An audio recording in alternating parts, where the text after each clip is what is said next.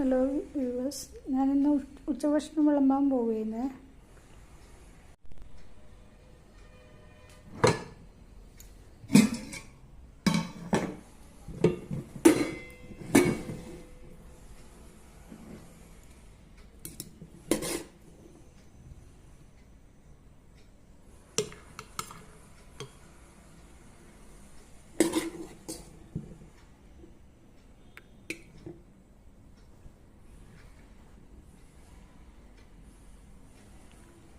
ചോറ് വിളമ്പി,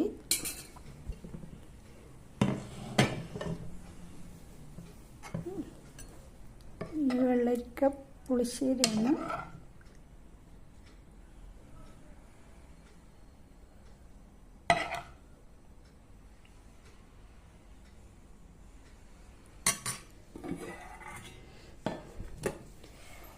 ഇത് പരിപ്പും മത്തനും എലിശ്ശേരി.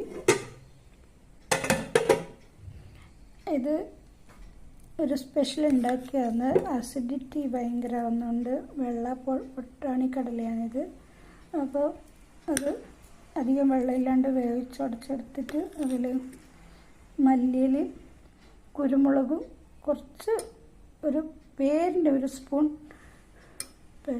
ഇത് വെളിച്ചെണ്ണയും മാത്രമേ ഒഴിച്ചിട്ടുള്ളൂ.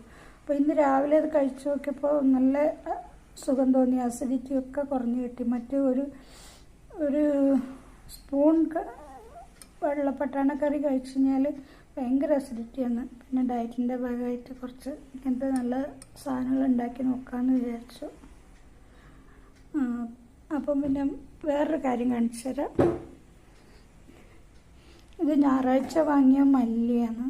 അപ്പോൾ ഒരു ഗ്ലാസ് വെള്ളം എടുത്ത് അതിൽ ഇറക്കി വെച്ചിട്ടുള്ളത്.